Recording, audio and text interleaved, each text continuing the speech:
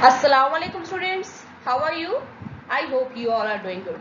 So once again welcome back to my economics class. So let's start our today's video.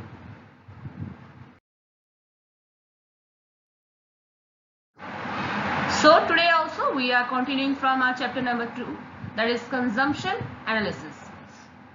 So before moving further, there was a confusion between you people between the types of utility. So in the previous chapter, you just understood about the types of utility, that is time utility, place utility and form utility.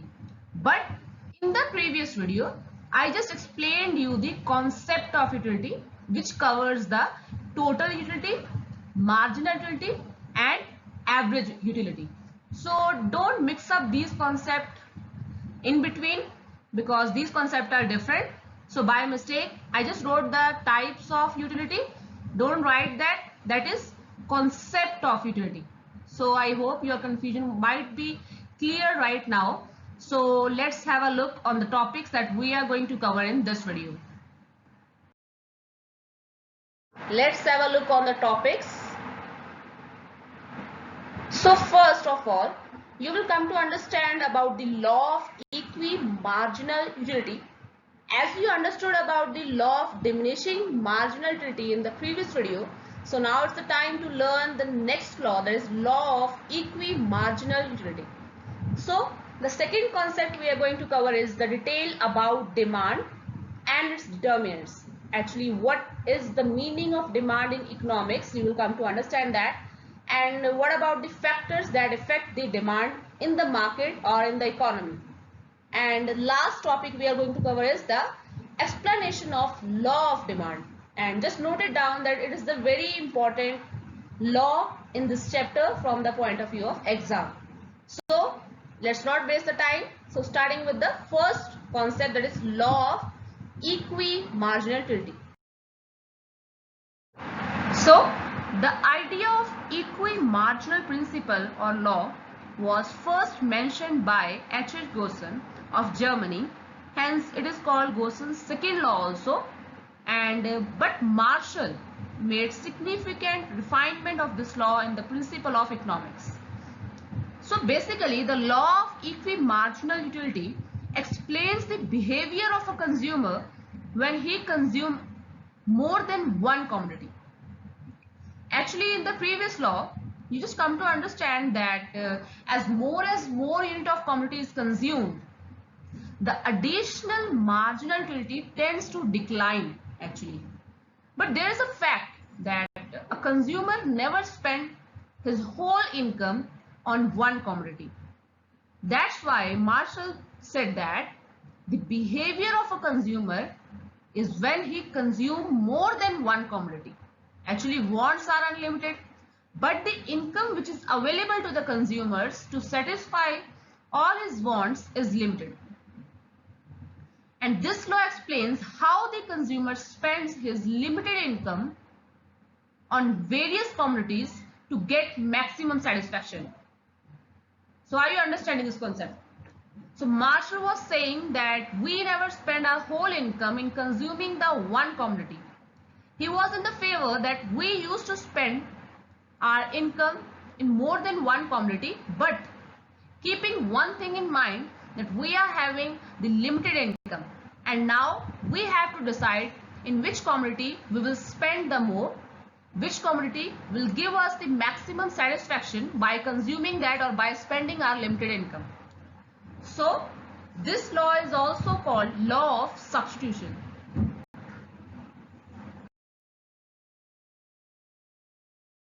So here is the definition given by Marshall about the law of equimarginal utility. So let's have a look on the words he gave. That is, if a person has a thing which he can put to several uses, he will distribute it among these uses in such a way that it has the same marginal utility in all. For if it had a greater marginal utility in one use, then another he would gain by taking away some of it from the second use, applying it to the first. So actually he was saying that a person always have the limited income with him. As compared to the wants are always unlimited.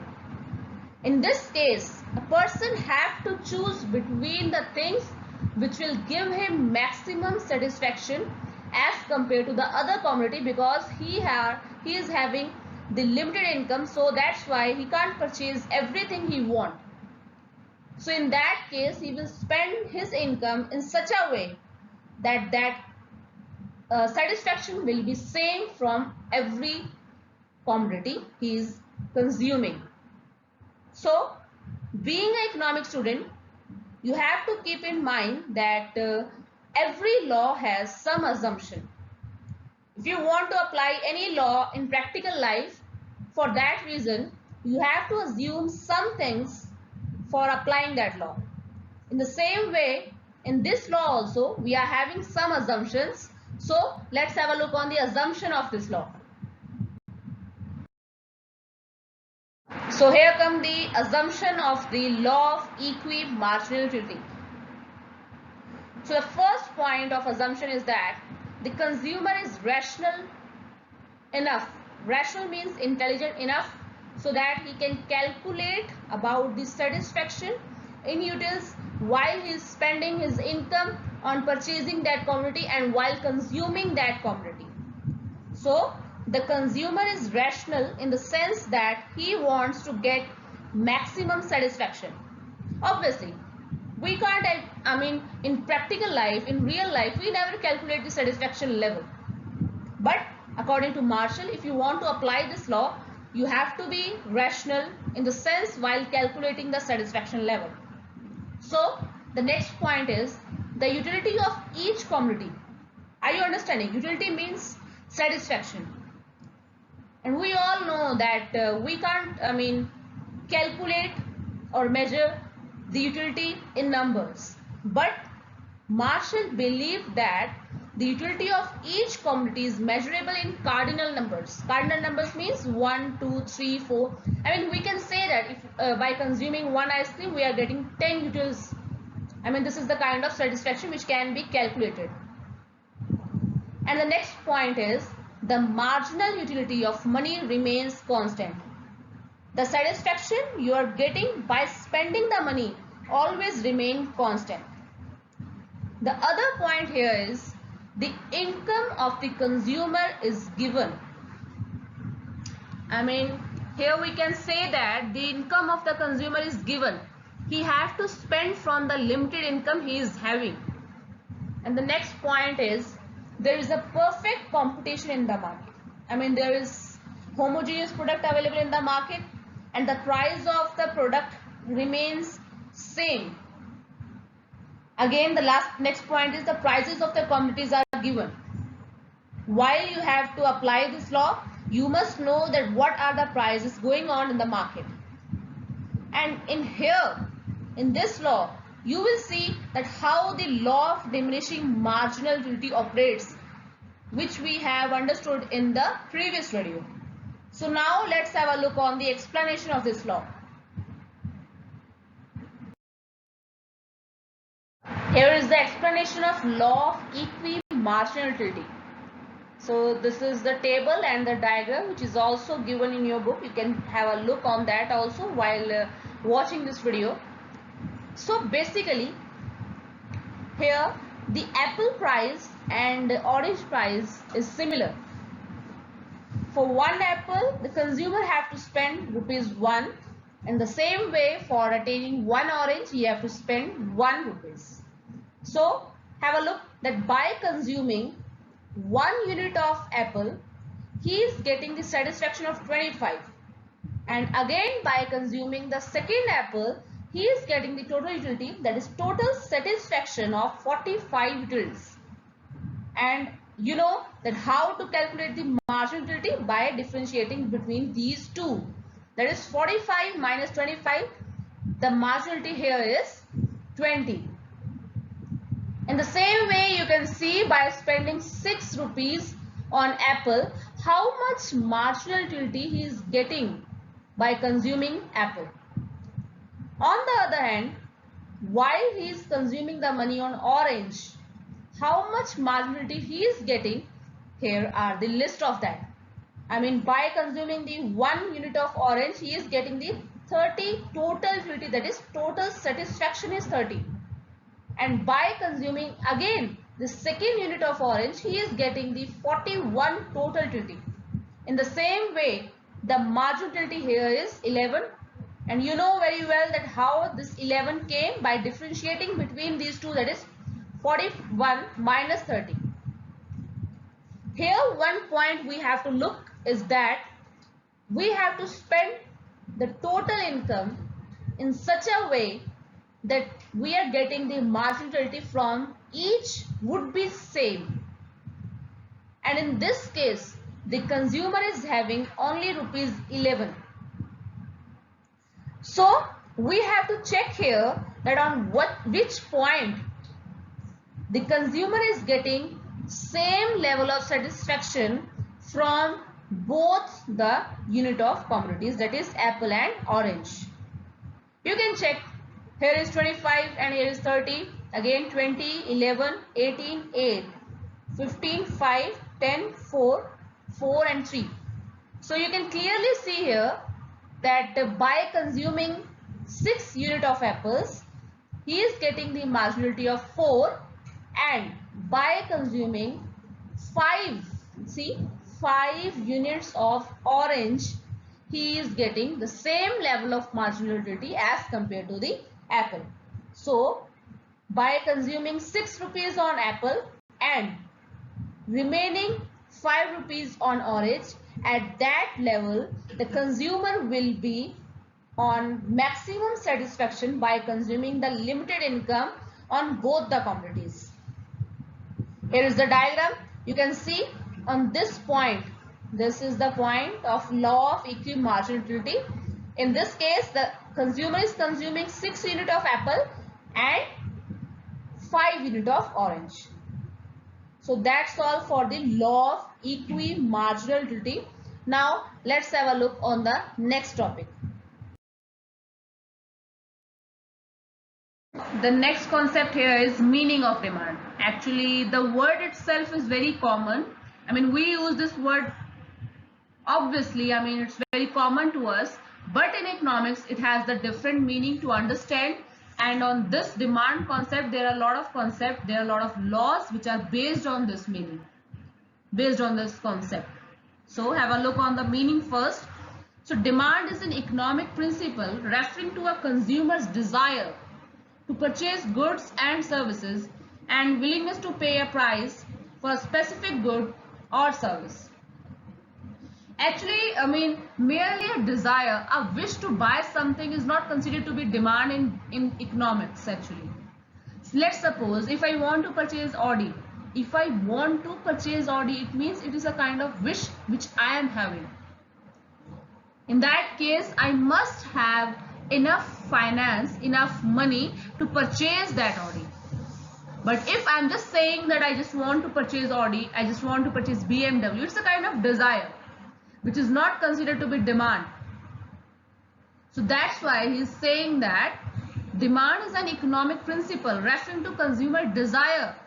Obviously, we buy that thing only which we desire. So consumer must have the desire, the wish to buy that commodity, also willingness to pay a price. I mean, he must be able to purchase that commodity. He must have enough money to purchase that commodity. Then only collectively these kinds of things creates demand in the economy. And one more thing, by calculating the demand and by calculating the supply, by calculating these both, the price of the commodity is decided. Are you understanding? Basically, demand along with supply determines the actual price of goods and the volume of goods that changes hand in the market. So you know what, in some time the prices of onion hikes. Why? Because the supply of onion is getting shorter. But on the other hand, the demand of onion is remain constant. Constant means they are demanding how much they want. But On the same way, the supply of onion is not that much available. That is the reason why the price hikes, why there is a rise in the prices of onion. So I hope you are understanding the concept of demand here. So let's have a look on the next concept. First you will have look on the definition of demand given by famous economist. Here are the definitions of demand by J. Harvey. That is, demand is essential for the creation, survival and profitability of a firm. Demand in economics is the desire to possess something and the willingness and ability to pay a certain price in order to possess it. Again and again I am just saying you that desire doesn't create any demand. You must have the willingness to purchase that commodity and plus the ability. You must have enough money with you to purchase that commodity. So this is the definition given by J. Harvey. So the next definition is given by Stonier and Haig. That is, demand in economics means desire backed up by enough money to pay for the good demanded. Again he is saying, he is focusing on the enough money, that consumer must have enough money to pay for that commodity he demand. So the next concept here, demand function. On what basic things the demand depends, it's the meaning. So here it is written that demand depends upon price. Yes, basically the demand is depend upon the price. This means that demand for a commodity is a function of price. Okay, I'm just giving you a common example, like if the price of the ice cream is rupees 10 per ice cream, let's suppose you will buy only one. But when the price of that ice cream comes down to rupees 2 suppose, then you would be able to purchase almost 5 with the same rupees 10. So in this case, are you understanding that demand is getting affected by price a lot?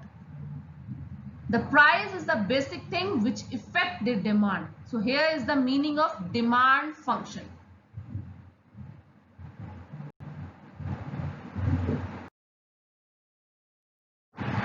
This is the very important law in economics, that is law of demand. So in microeconomics, the law of demand states that conditional on all else being equal, as the price of a good increases, the quantity demanded decreases. Conversely, as the price of the good decreases, quantity demand increases. Let me explain you what is the meaning of law of demand. I hope you would understand it. It's very easy to understand. And it's commonly we can see this example in our day-to-day life. So here it is written that price, if the price goes down, then the demand of that particular commodity will increase. That's all. This is the law. The law is saying that when the price will decrease, the quantity demanded will definitely increase. On the other hand, on the vice versa, that if the price of the commodity increases, then quantity demanded will decreases. It's a very simple to understand this law. Basically, the price and quantity demanded is having a negative relation between these two. If the price of the commodity increases, then quantity demanded will decreases, and if the price of the commodity decreases, the quantity demanded will increase.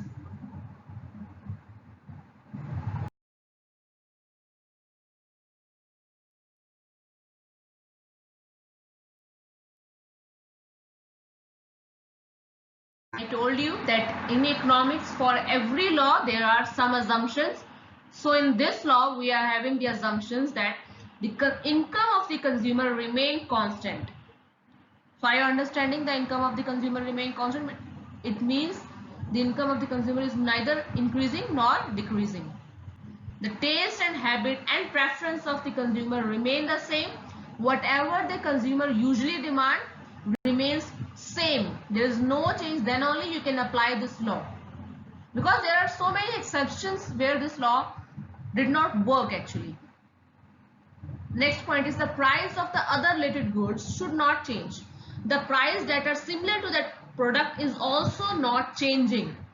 Suppose there is, you can say a ball pen or a gel pen. If a person just want to write, neither checking the qualities of this pen, he will buy anyone. Buy ball pen or gel pen. On the other hand, there is another example, that is Pepsi and Coke. These tastes are almost same, so we can buy Pepsi also and we can buy Coke also. In this case, in these type of goods, there should not be any increase or decrease in the second one of the commodity. There should be no substitute for the commodity in study. The demand for the commodity must be continuous. If you want to study this law, the demand you are demanding for the particular commodity should be in continuous. There should not be any change in the quality of the commodity. Whatever the consumer is consuming, whatever the consumer is purchasing, that quality of the product should not change.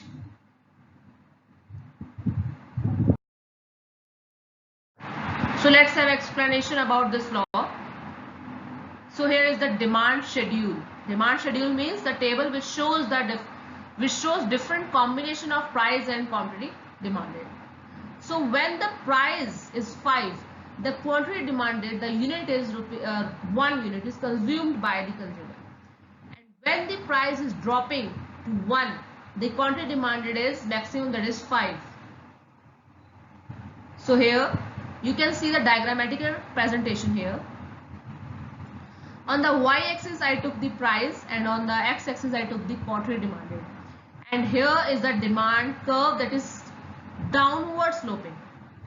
Downward sloping curve shows that both the quantity demanded and price is negatively related. If the price is increasing, if the price here is the price, then the quantity demanded will be on the lowest point. And when the price is low, the quantity demanded will be higher. So that's all for the law of demand here. Now it's the time for you people to note down the assignment question which you have to complete on time. So the first question here is, explain the law of equimarginal utility in detail. And the next question is, what is demand? Give its definitions. And third question here is, explain the law of demand in detail. Here you have to first give the explanation of the law of demand, and then you have to draw the table, that is demand schedule, as well as the diagram. Then only there would be the complete question of this, that is law of demand. First you have to explain the meaning, then later you have to write the assumptions, then you have to explain with the table and diagram. In the same way it goes with the first question, that is law of equimarginality. In this question also you have to write the meaning, then the assumptions, and then the explanation. It's very important. In this way you frame the answer for these type of questions. So that's all for today's video. Assalamu alaikum students, take care. Thank you.